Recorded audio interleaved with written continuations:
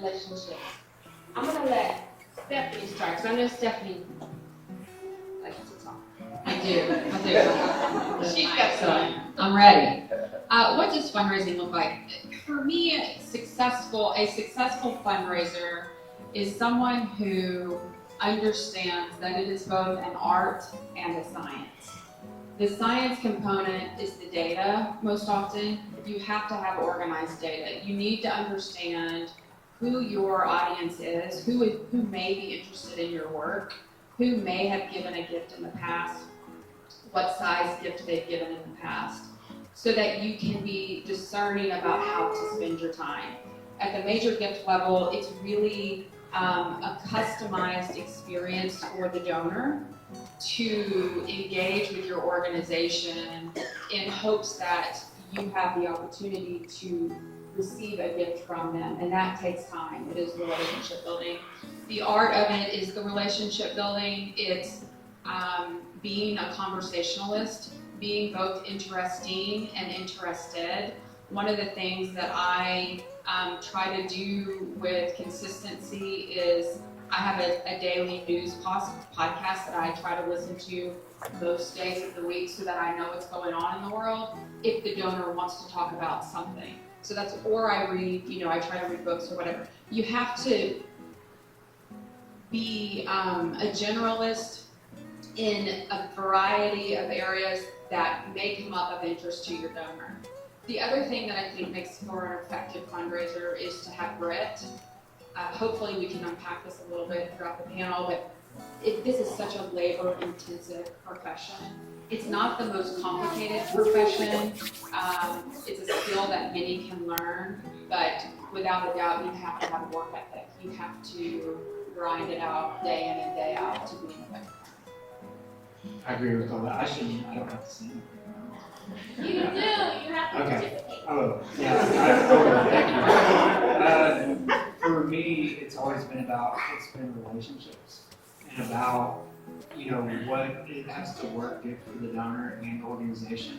I think a lot of people miss that. So for us, we're now really starting to use them. We're pushing more into the data aspect of it, where places before I was really doing all of the data collection and all that, but the museum didn't really have that in place.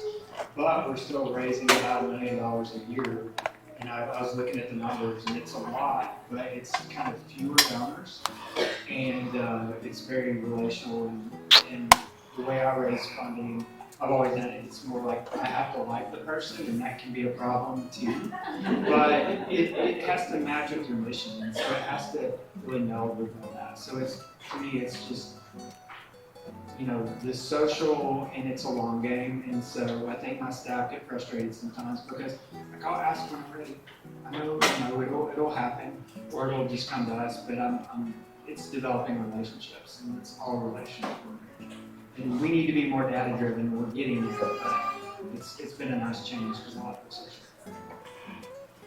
I've learned all those things the last 8 months. I've realized that effective fundraising is all about your systems supporting those relationships. And by system, I mean like your database, your automatic emails, your letters, and all that stuff. I think the systems should not kind of like replace the relationship. I mean, I've learned, we use a couple of fundraising platforms, and I know that they're great, but it doesn't replace the personal relationship that you have with donors. Okay, let's hear from Stephanie and Chris on this. Not every panelist is going to answer every question.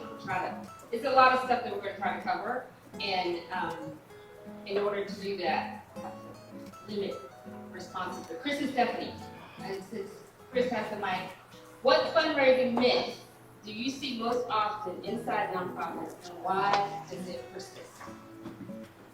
There's a lot.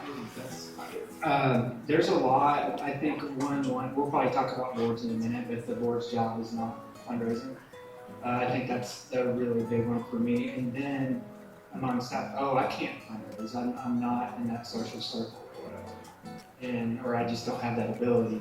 And so that's kind of the two. I mean, everybody on our team I consider fundraisers because they're talking to people all day. Even our front desk staff raise funding, so we're all fundraisers. But I think that's something. Oh, I can't do that.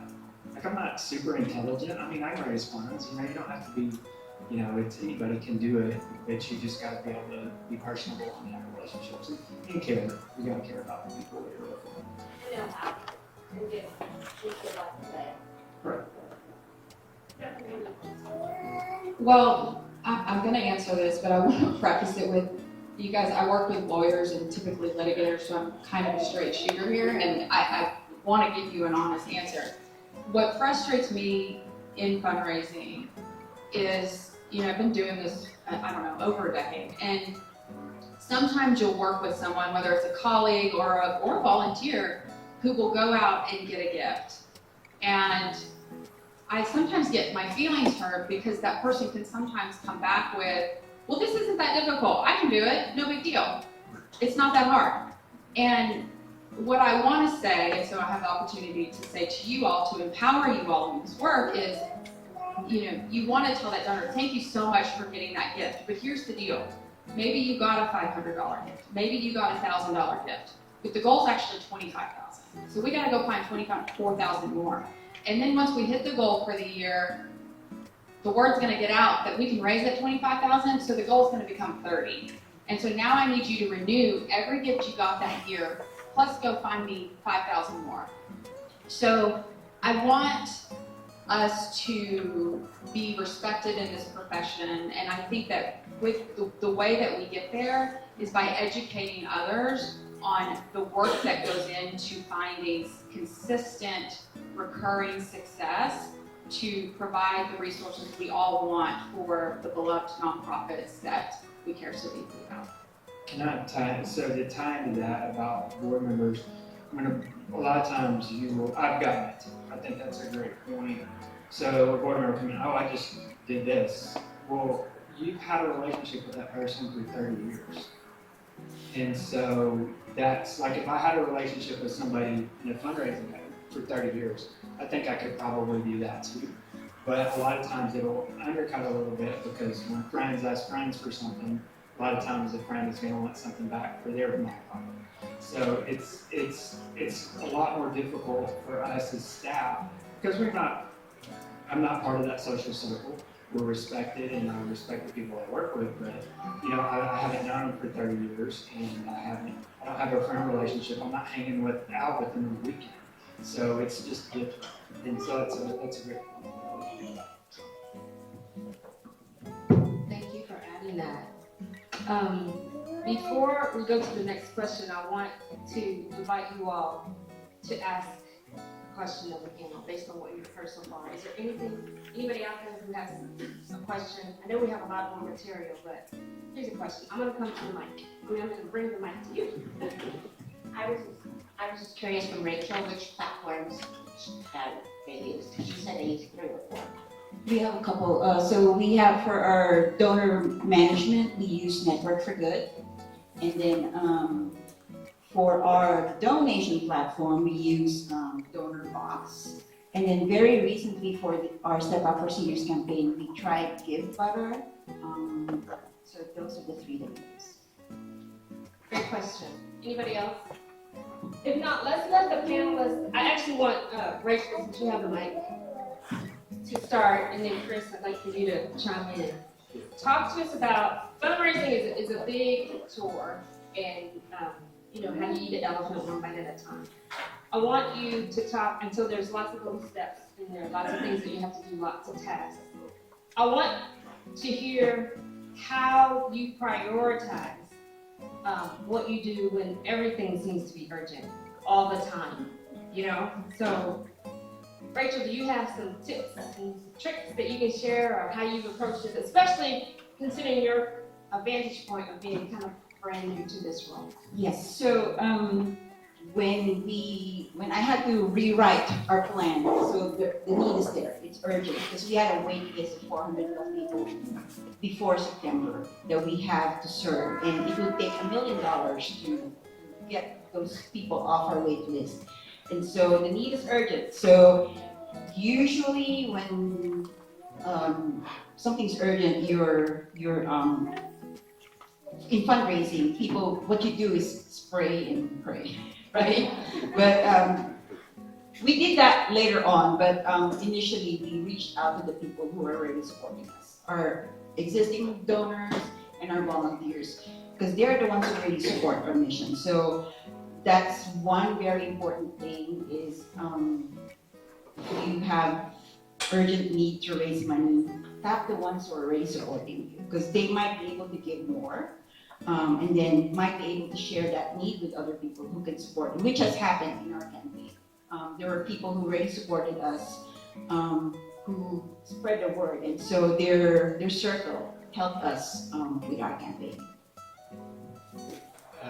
And so I was mentioning data earlier before I forget, we use Boomerang and Water. So that's what we do. For us, so my role as CEO, there's fundraising is a piece of it. But the way I look at it is we have 500,000 people on our campus here. So our budget is basically, it's about $9 million, and $8 million of that is related to our customers coming in. And so, of course, the resources and the focus is going to be on the building, on the facility, on those kind of needs, because looking at where the revenue is coming from, right? So we got to make sure that the revenue is where we focus our fundraising efforts are helping when our visitors, our school groups are coming. So that's an easy way. I was laughing because my deputy director was like, how's he gonna answer this one? I'm sure she has some thoughts, because I have a lot of trouble, like I just like to deal with things, right? I'm very direct to my own fault, and I like to automatically, I just want to solve the problem. And we're so big now, I can't do that anymore. So that's the same with fundraising, because you can't just like, oh, we have a leaky roof, I'm just gonna go solve that in 5 minutes because it takes the city of Waco 120 days to do a permit now.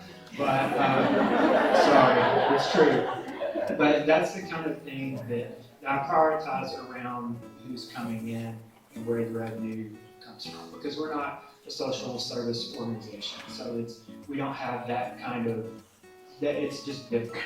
So we really focus on, we gotta keep the facility going, and it's, you know, I'm not going to say dates because I'll get those wrong, but we have old buildings and there's always something going on, and we have a lot of people coming in and out, so we got to keep our doors open. Great, thank you. Stephanie, you pick up the mic, please. You're on next. And what I'd like to hear from you is your take on major donors. I know we all have the opportunity to have major donors, but I'm looking at you as our expert on major donors, and talk about myths that may exist about major donors and how you can turn, or how you have turned regular everyday supporters to major donors. Well, I think the first myth is your major donor is not an ATM. You've got to be careful about how often you ask them for money and what you ask them to support. You need to know who they are. You need to know their areas of interest. One of the things that working at the university level has afforded me that you may not have access to at the same rate is time. So I manage a portfolio of about 100 to 120 prospects who may have the capacity to give a major gift. And so I have the luxury of time to spend with these individuals, to have multiple meetings with them over time, to talk about what are your areas of interest, what might you like to support. Well, is it crazy to suggest you might consider a gift of $100,000 over 5 years? And so you may not have that, but maybe you do. Each organization is different. Did I answer that question? Yes.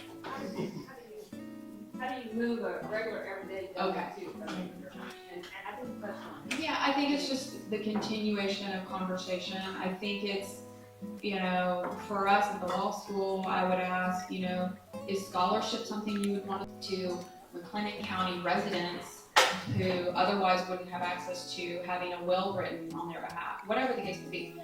You have to talk to the donor and understand what their areas of interest are, because what Chris is talking about, is the donor may not want to pay for your group, but they'll pay for a school bus of children to come in. And Rachel talked about, at some level, you were talking about renewing a donor and having them come back and giving the larger gift the next year. So your donor is an individual with individual interest, and you have to know who they are so that you can curate your ask to get a better response rate. Great, thank you. Rachel, you're up next. And what I'd like for you to talk about is, If you can add anything to what Stephanie has said about the most misunderstood about a major donor. I think it's a common, kind of like a common myth that major donors are the ones who are really, really rich and want recognition, but that is not always the case. So I'm going to preface my answer because Stephanie is a different portfolio. I can't even call mine a portfolio. So, in answer to Estrelia's question earlier, how do you move a donor to something bigger? It's really all about conversation and relationship. And I would give us an example, our volunteers. We have volunteers who used to just volunteer and help deliver meals. But during this past few months when we launched our campaign, they got more vested in Meals on Wheels, more than the delivery of meals. So some of them have actually started asking, how can I help? Or they just, without even asking, they just started to donate. And then there are a few who actually said, how much would it take to support one person for a year? So having that conversation, that kind of like a personal relationship with donors, I know we can't do it with everyone because there's a lot, but the key ones that really are vested in your mission, having a good relationship with them is very important. So don't think that donors just want recognition. They want to invest in a mission that they believe in. Yeah, I think you talked about myths. One thing, I mean, there's always an exception, right? But my experience is that people, this person just has so much money. And a lot of times they may, but it's not necessarily what you would think, right? It's not in a cash account.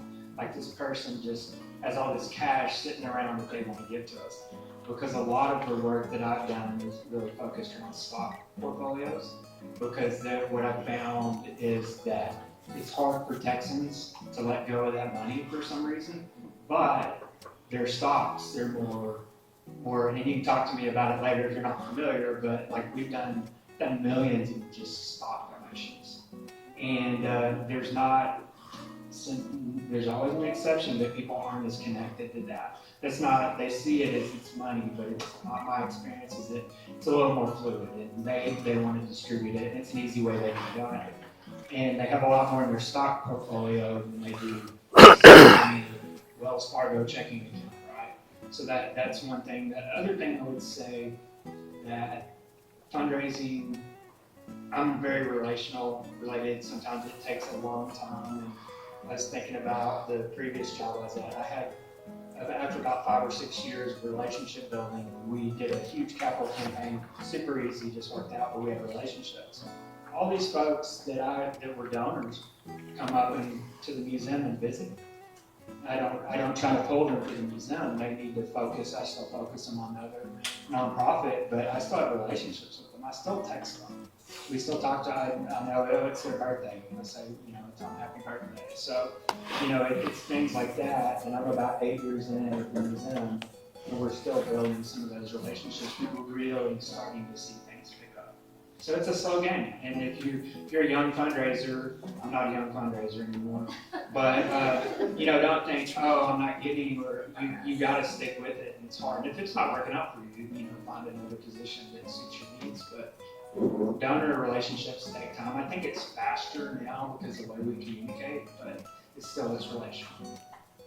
Great, hang on to the mic. We're gonna stick with major gifters. And what I think I want to hear from all three of you, because I think you might have a different perspective on this, but you talked about how you were involved in that as the CEO. So I want to hear what you believe should be the role of the CEO or executive director and the board, and in cultivating major gifts, and where do those roles break down? If ever, they do, I'm assuming that they do. So I think it depends on the size of the organization, but I always will say your board should help fundraise and be involved. And we'll talk about Waco later but I didn't come from an affluent background, and I wasn't connected to all those social circles. I'm still not. And I think the board's key role, the way I view a board, is they're assets that are very knowledgeable and that help you on your board and help you guide through things. But they also are the keys to the connections to potential donors. And they should be your door openers. And really, in my previous position, if the doors weren't open for me, I don't know if I could have gotten in there. Like I said, it took about 7 or 8 years before we finally started rolling. So it breaks down a lot, because what I've seen from a CEO perspective, and I'm always going to have a fundraising job as part of my job, but we do have the wonderful Autumn Outlaw, who is our development staff, and Joy and I work together on grants, so it's really a team effort. But where I see it break down is board members, they change so we have board members that are in, not all of them, but in business field, and they kind of change their expectations or the level of professionalism that they expect sometimes when they're on a nonprofit board. Oh, it's a nonprofit. They just operate differently. So that's a huge breakdown. And then the other one is, well, I don't want to ask my friends for something because they'll want to come back and ask for something, or that's your job. Like, I'm not going to just call. I don't do blind calling. It doesn't work. But I need somebody to open the door for me. And that's been a struggle everywhere I've been. But did that kind of answer the question? I don't currently manage a board at the law school, but I have managed, or staffed is probably a better term, staffed several boards when I was in the traditional nonprofit space. And I will be candid that is a nut that it was so difficult for me to crack. Chris and I were talking about this before the panel started. I think we often find ourselves as staff spending so much time educating the board on the nonprofit in the board meeting, as opposed to getting what candidly we need from the board in support of the nonprofit. So for what it's worth, that is something that I really struggled with in the nonprofit space. In terms of, well, and let me say this too, the best piece of advice I ever heard, I was at a conference and someone asked the question, what do I do if my board is not effective, or the full board is not effective? And the advice was, you find the ones in the board that are, and you take advantage of that resource, and you spend time with those individuals. And that's when I ran this capital campaign in Waco for a health center. I had 3 to 4 board members who were rock stars at fundraising, and I used those 3 to 4, and I didn't spend the time and energy on the ones that didn't want or didn't feel like they knew how. So use the resources you have and let go of the resources that are not where you need them to be to support you.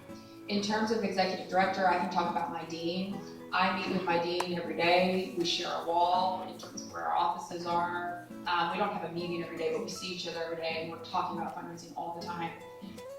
The way in which I think it works best for our relationship, which is no different than in the nonprofit space, is to utilize the dean in relationship building. I spend, for every 2 to 3 meetings I have with the donor, the dean travels on one of those visits. So I will go and we'll call it a discovery visit, and I will learn more about the individual to see if they have the financial capacity to give, to see if they have the potential affinity to give. Then I bring the dean in for the next visit to answer in-depth questions that I wouldn't have the knowledge to answer about the business side, about the academic side. Then the third visit, I'll go independently and ask the question, would you like to have a conversation at a deeper level about major gifts? And then I may or may not bring the dean in again to close the gift, and that's where you have to know the donor. Does the donor or does the donor need the pomp and circumstance of having the dean in the room? Does the donor have in-depth questions that I'm not able to answer? So I really try to protect the dean's time of where I ask for it, but then I also self-advocate that I can be in the room because you are building a relationship over time, and it's almost as if you need the executive director or the dean to bless you as someone who is capable of closing the gift and is capable of speaking on behalf of the organization when they are not there, so that you can reserve their time to cover more donors as efficiently as possible. I get to tell you what to do. Yeah. So I first of all, I believe that board selection should be key. I mean, sometimes what happens is someone becomes a board member just because they were friends of another board member without really vetting or seeing whether their values are aligned with ours. And so that's one. And then the other one is just have a collaborative relationship with the board. It shouldn't be a us versus them thing. They should collaborate. And I know that not all board members will be productive board members. Some will be kind of like, stay in the background and not do much, just give their annual giving. But there are those who are rock stars, and I think those are the ones you tap in, nurture, and you make that relationship even bigger and better. I think it's really good. Kudos to it's really good. She's been doing a good job of relating with our board members, especially the ones who are volunteers. She's done ride-alongs with them, and to be honest, most of our most active board members are also volunteers, so they are really truly vested in Meals on Wheels. I want to follow up on something that Stephanie said, which was those, and also Rachel, you said on our boards we have some people who are rock stars, some people who are just not that interested or engaged in fundraising. And Stephanie said, you find the ones, and Rachel as well, you find the ones that are doing the work and you tap on and make good use of that resource. And the other ones, you said, Stephanie, let them go. What did you mean by that? Let them go. Do we need to cut them off of our boards, or do we need to find something else for them to do, or what? Don't recommend shaming donors. I mean, I'm talking about boards. No, I understand. I understand. Hopefully, when you recruit a board member to your board, you make it clear before they come on the board they have a financial responsibility to contribute. I think that that's key. So in that way, they should and are donors. I think you let them go. I think you find what their area of skill is and plug them in that way. And then if they don't have a skill to bring to the table, or they aren't willing to share that skill with the nonprofit, then that's why you have term limits and for board members, and that's why you have the flexibility to renew a board member or to let them go, because it's nonprofit work. You are so limited in your resources, and time is your most valued resource, and you cannot expend it in areas that are not going to bear fruit for the nonprofit you are serving. Thank you. Okay, it's time for audience engagement. What questions do y'all have so far? Anybody want to ask a question or make a comment, or you have a card that you want to share? I'm going to bring the mic to you. Hi, my question is what is considered a major gift for your organization? Because I bet it's going to be very different.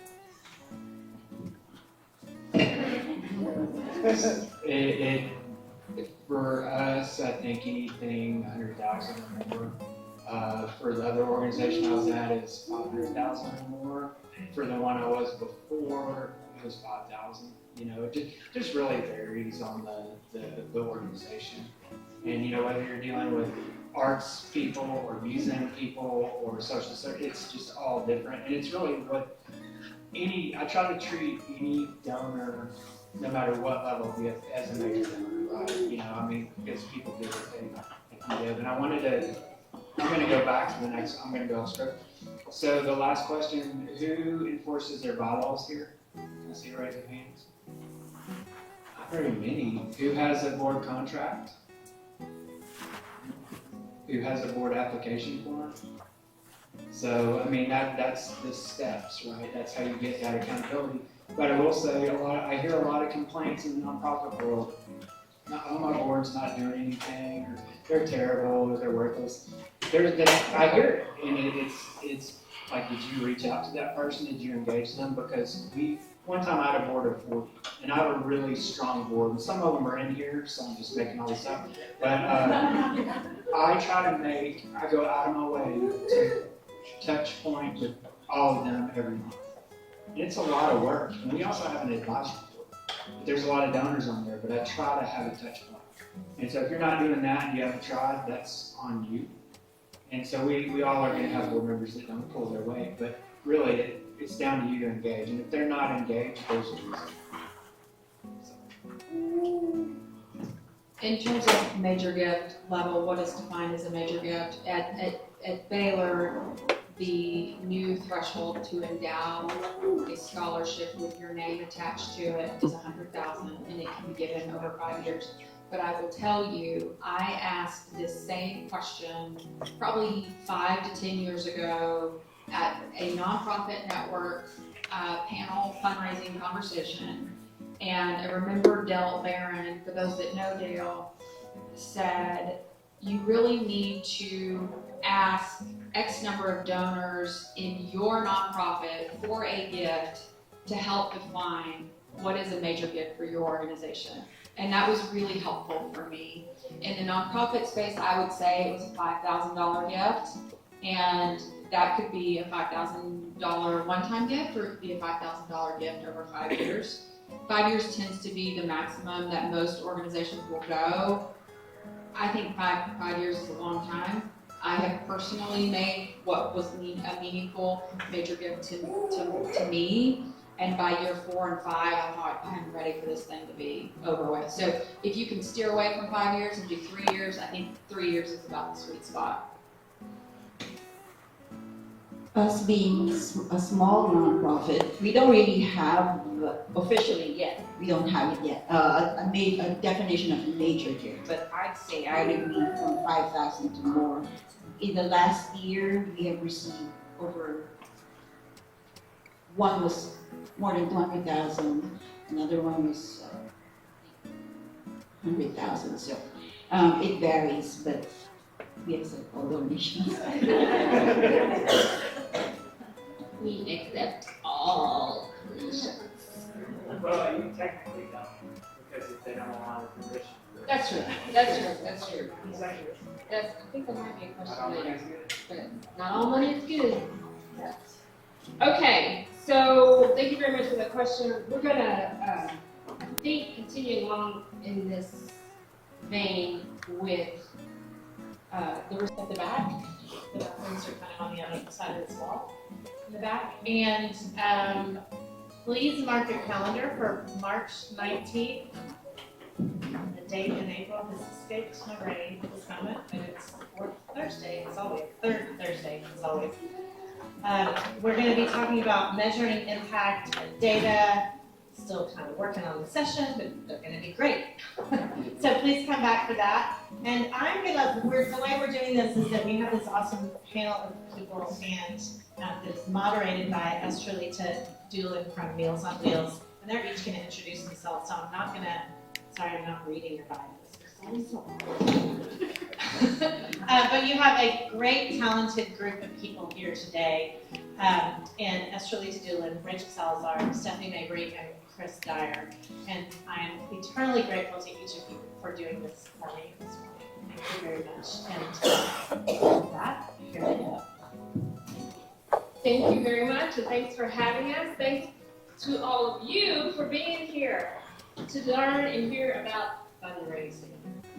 A lovely subject, right?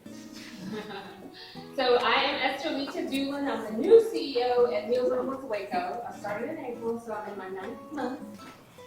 Still learning, of course, and just thrilled to have the opportunity to moderate this meeting. I'm going to ask each of our panelists to introduce themselves, and Does this work? Yeah.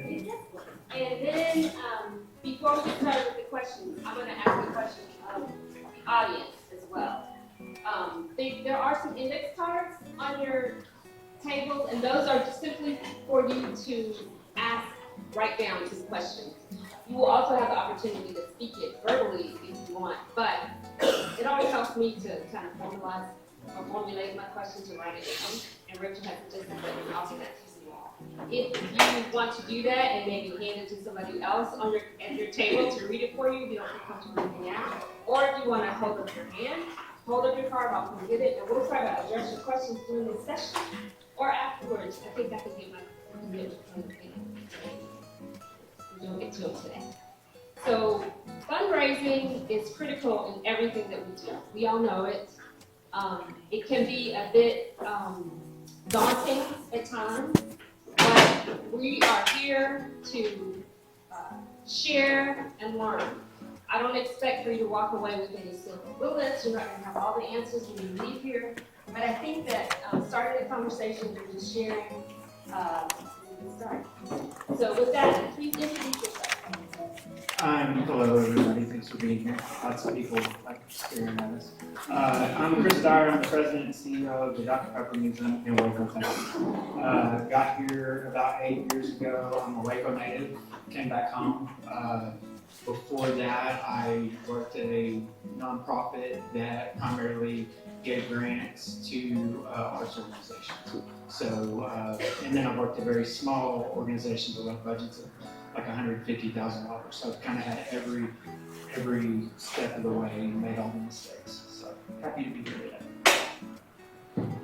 Hi, I'm Stephanie Mabry, and Chris and I have known each other for years, and I just learned that he's a Waco native. So he and I are going to have to unpack that at some point, because I am a Waco native as well, graduated from Waco High, and left for a few years and came back. But I currently serve as the title doesn't matter, but Major Gift Officer for Baylor Law School.